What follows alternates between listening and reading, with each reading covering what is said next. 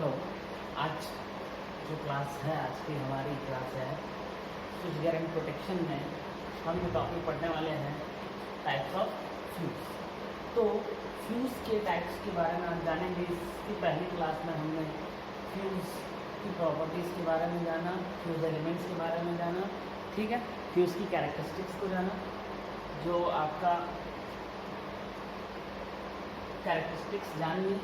आज हम जो टॉपिक पढ़ने वाले हैं, जो फ्यूज़ में आगे पढ़ने वाले हैं, वो है आपका टाइप्स ऑफ फ्यूज़। तो एक बार हम फिर से रिमाइंड कर लेते हैं कि जो फ्यूज़ है वो क्या होता है, ठीक, इसकी फंक्शनिंग क्या होती है। फ्यूज़ जो होता है आपका एक प्रोटेक्टिव एलिमेंट है जो कि आपको आपकी सर्किट को इंटरप्ट करता है जब भी कभी आपके पावर सिस्टम में किसी एक सर्किट में या किसी थ्रूआउट दी एनी सिस्टम में कोई फॉल्ट आता है या फिर ओवरलोडिंग होती है, जिसकी वजह से आपका जो करंट है उसकी वैल्यू क्या हो जाती है, बढ़ जाती है, ओवर करंट फ्लो होता है। तो उस केस में क्या होता है, आपका फ्यूज़ ब्लोन आउट होता है, जल जाता है, और जलने के बाद आपके सर्किट को क्या करता है, इंटरप्ट करता है। तो क्या होता है इसमें, ये जो फ्यूज़ेस हैं, इसमें जो फ्यूज़ एलिमेंट यूज होती हैं उनका जो मेल्टिंग पॉइंट है वो कम होता है, ठीक है, जिसकी वजह से ये एक प्री सेट वैल्यू से ज़्यादा करंट फ्लो होने के केस में ये ब्लोन आउट होके सर्किट को क्या कर देती है, इंटरप्ट कर देती है। तो ये थी फ्यूज़ेस। तो अब इस फ्यूज़ेस में हम मेनली दो टाइप की फ्यूज़ेस होती है। फ्यूज़ेस जो होती हैं आपकी मेनली दो टाइप की फ्यूज़ेस होती हैं। एक होता है आपका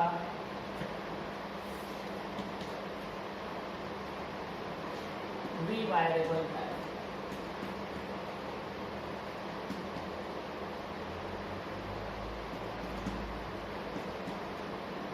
तो ये रीवायरेबल टाइप क्या होता है? तो ये जो रीवायरेबल टाइप है इसमें क्या करते हैं कि जो आपका फ्यूज़ एलिमेंट है, जब भी कभी फॉल्ट करंट फ्लो होती है, ओवर करंट फ्लो होती है, उस केस में ये जो रीवायरेबल टाइप फ्यूज़ होता है वो ब्लोन आउट हो जाता है और सर्किट को क्या कर देता है, इंटरप्ट कर देता है। तो इस केस में आपका जो फ्यूज़ है वो जल जाता है, टोटली जल जाता है, जिसकी वजह से क्या हो जाता है, ओपन सर्किट होता है। अब हम क्या कर सकते हैं, उस फ्यूज़ एलिमेंट को, उस फ्यूज़ वायर को हम क्या करते हैं, एक नए फ्यूज़ वायर से रिप्लेस कर सकते हैं। तो इस तरीके से हम रिप्लेस कर सकते हैं फ्यूज़ एलिमेंट को। तो इसलिए इसका नाम पड़ा रीवायरेबल टाइप। तो ये जो रीवायरेबल टाइप फ्यूज़ है ये अगेन दो टाइप का होता है, ठीक है। तो ये जो रीवायरेबल टाइप है ये अगेन दो टाइप का होता है। एक होता है आपका ओपन टाइप और दूसरा होता है सेमी क्लोज्ड टाइप। तो इसके बारे में हम डिटेल में और आगे जानेंगे। तो जो आपका दूसरा आता है वो आता है कार्ट्रिज टाइप, जो कि आप टोटली एनक्लोज्ड बोल सकते हैं।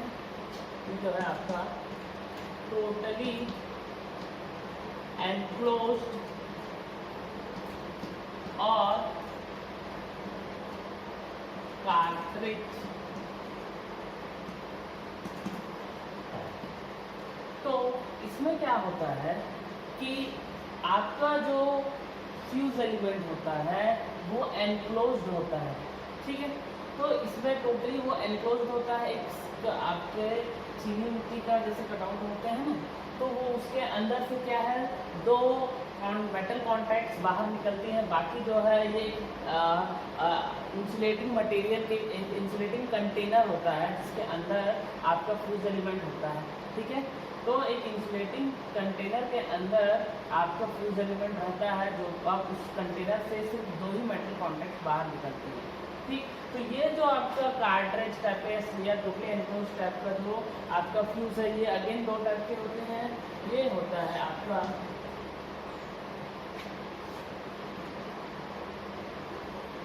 ठीक है। तो ये जो टोटली एनक्लोज बोलो या फिर कार्ट्रिज टाइप का बोलो, ये दो टाइप होता है। एक होता है आपका डी लिंक और दूसरा है वो आपका क्या है, आपका HRC फ्यूज होता है। ठीक है। तो आपका डी टाइप जो टोटली एनक्लोज या फिर कार्ट्रिज टाइप का जो आपका फ्यूज है वो होता है डी टाइप कार्ट्रिज फ्यूज। ठीक है। अब आपका दूसरा जो होता है वो होता है link type cartridge fuse. Link type cartridge या फिर और HRC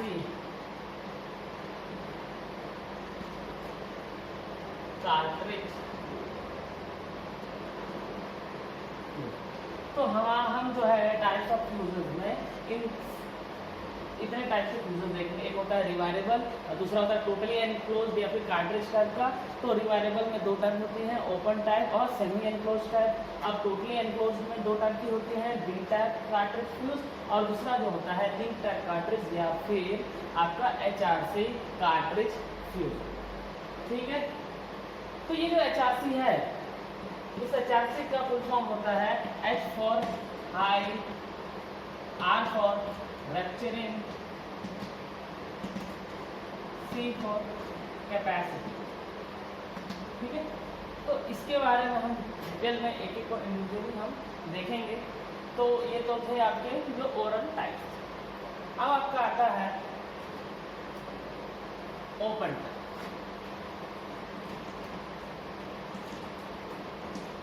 ये ओपन टाइप फ्यूज क्या होता है? तो इस ओपन टाइप फ्यूज में आपका क्या होता है कि आपका जो फ्यूज एलिमेंट है वो एटमॉस्फेयर पे ओपन रहता है। ठीक है। तो ये जो ओपन टाइप का आपका फ्यूज है ये किसी भी कंटेनर के अंदर नहीं रहता। आपका जब भी फॉल्ट करंट फ्लो होता है तो ये जो ओपन टाइप का फ्यूज होता है वो ब्लोन आउट होकर आपके सर्किट को इंटरप्ट कर देता है। ठीक है।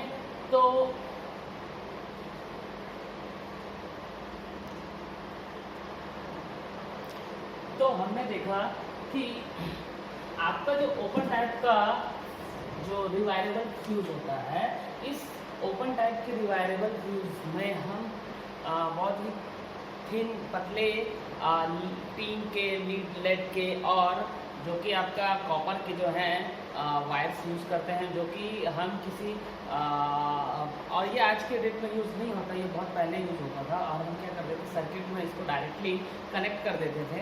और चूँकि ये बहुत ही सिंपल है और सस्ता भी है, जिसकी वजह से इसका यूज़ पहले बहुत ज़्यादा किया जाता था। हाँ। और इसमें क्या होता था कि जब जैसे ही आपका फॉल्ट होता था तो इसमें फॉल्ट करंट फ्लो होने से ये बर्न आउट हो जाता था। जब जल जाता था तो उसके बाद ये सर्किट को इंटरप्ट कर देता था।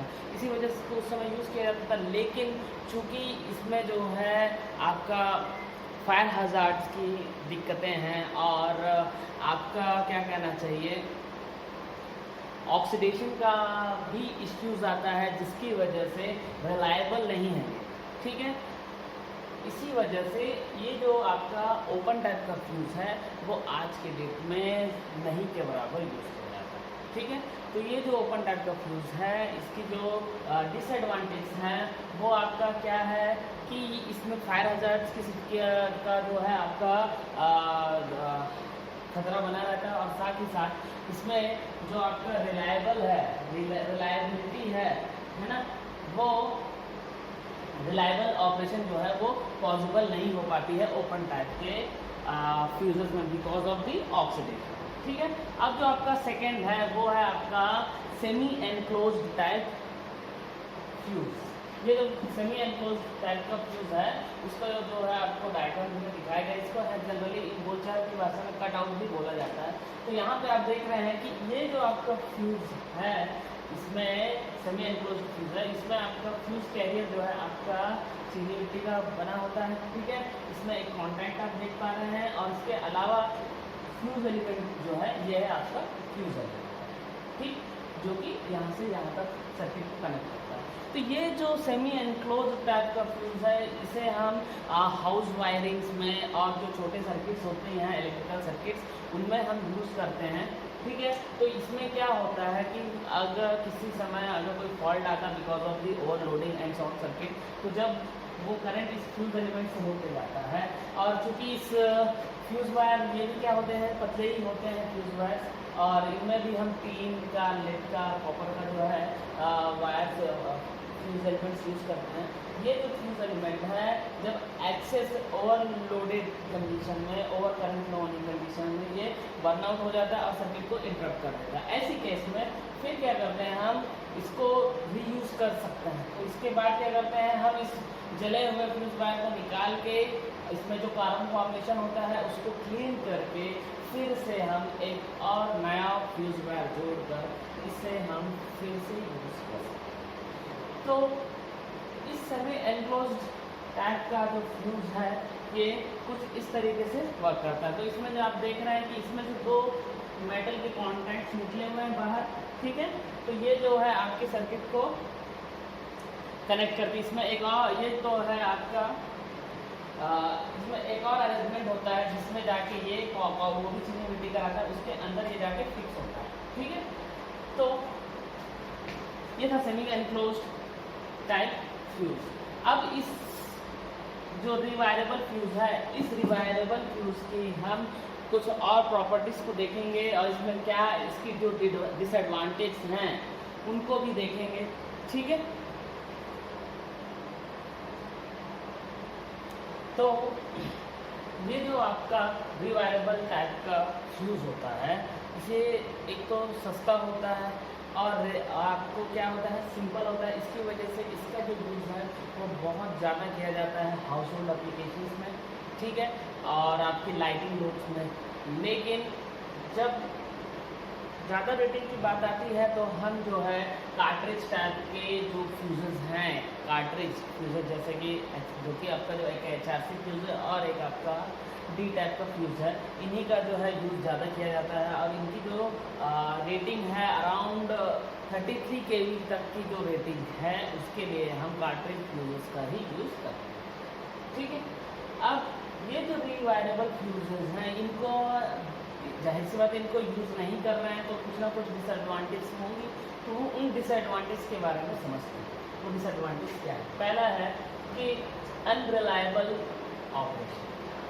तो इसमें अनरिलायबल ऑपरेशन जो है वो इसलिए होता है बिकॉज कि आपका जो फ्यूज़ एलिमेंट है वो एटमॉस्फेयर में, बाहरी वातावरण में खुला रहता है, जिसकी वजह से उस पर टेम्परेचर का भी असर पड़ता है।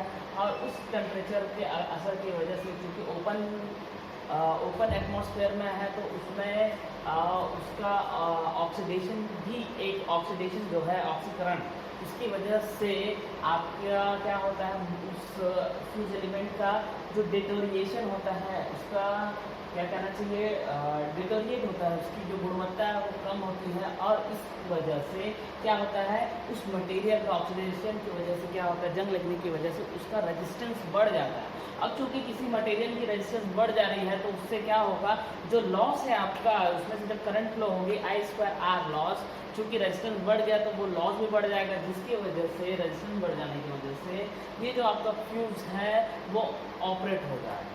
कहने का मतलब ये है कि फॉल्ट करंट जो फ्लो हो रहा है, ओवरलोडिंग करंट जो फ्लो हो रहा है, ओवर करंट जो फ्लो हो रहा है, उसकी कम करंट पे भी, कम वैल्यू पे भी, मतलब कम करंट फ्लो होने पे भी आपका फ्यूज़ क्या करेगा, वो ऑपरेट होगा। इसका कारण क्या है, ऑक्सीडेशन। उसकी वजह से क्या होता है, जंग लगता है, जंग लगने से रेजिस्टेंस आपका क्या होता है, इंक्रीज होता है। फिर जो दूसरा है इसमें वो है लोकल हीटिंग। क्या होता है कि ये जो हम फ्यूज़ वायर हम अपने हाथों से कसते हैं, इन दोनों कॉन्टैक्ट्स के बीच में जब हम फ्यूज़ वायर को कसते हैं तो वो अगर लूज़ है तो क्या होगा कि लूज़ कॉन्टैक्ट की वजह से वो हीट हो जाएगा। आपका ये जो फ्यूज़ कैरियर है चीनी मिट्टी का, इसमें हीट, टोटल हीट कैरी करेगा, जिसकी वजह से क्या हो जाएगा, गर्म हो जाएगा। ठीक है, ये दोनों आते हैं अनरिलायबल ऑपरेशन में। फिर इसके बाद आता है लैक ऑफ डिस्क्रिमिनेशन। ये एक्चुअली क्या है, आपका वो सेंस नहीं कर पाता कि नॉर्मल करंट कौन सा है, एबनॉर्मल करंट कौन सा है, मतलब ओवरलोड जो आपका सेफ कर वैल्यू है करंट की, जैसे कि मैंने बताया कि रेजिस्टेंस इंक्रीज हो जाता है तो सेफ वैल्यू ऑफ करंट में भी आपका क्या हो जाता है, डिस्क्रिमिनेशन नहीं कर पाता है और वो ऑपरेट कर जाता है। तो एक डिस्क्रिमिनेशन भी क्या होता है आपका, डिस्क्रिमिनेशन मतलब भेदभाव, मतलब अंतर समझना, अंतर करना। तो ये फॉल्ट और सेफ अनफॉल्ट मतलब सेफ वैल्यू ऑफ करंट में भी ये ऑपरेट करता है, ठीक है। जो डिस्क्रिमिनेशन है वो हम क्या होता है रिवायरेबल फ्यूजेस के केस में एक आपका डिसएडवांटेज है। फिर आपका जो लास्ट डिसएडवांटेज है वो है स्मॉल टाइम लैग। देखिए आपका ये जो फ्यूज़ है रिवायरेबल फ्यूज, उसका जो सबसे बड़ा डिसएडवांटेज है वो टाइम लैग। अगर थोड़ा सा भी टाइम लैग होता है आपकी सर्किट में जब फॉल्ट करंट आता है तो उसकी वजह से क्या होता है, आपका टोटल जो सिस्टम है उस सर्किट में कनेक्टेड है वो क्या हो जाएगा, डैमेज हो जाएगा because of the time lag, because of the late operation of the fuse. जो फ्यूज आपका इंटरप्ट करता है सर्किट को, अगर वो टाइम पे इंटरप्ट ना कर पाए तो क्या हो जाएगा, आपका पूरा सिस्टम डैमेज हो जाएगा, ठीक है। तो इसमें क्या होता है, जो ट्रांजिएंट करंट होती हैं, जो कि सडन फॉर फ्यू सेकेंड्स के लिए आती हैं, है ना, उन ट्रांजिएंट करंट की वजह से आपका सिस्टम डैमेज हो जाता है। तो आज की क्लास में इतना ही, जो कि आज की क्लास में हमने क्या देखा, रिवायरेबल फ्यूज देखा। अब हम नेक्स्ट क्लास में जो आपका टाइप्स ऑफ फ्यूजेस का जो नेक्स्ट है आपका पार्ट जो बच गया है वो है आपका कार्ट्रिज टाइप फ्यूजेस, उसको हम देखेंगे। तो आज के लिए इतना ही, थैंक यू।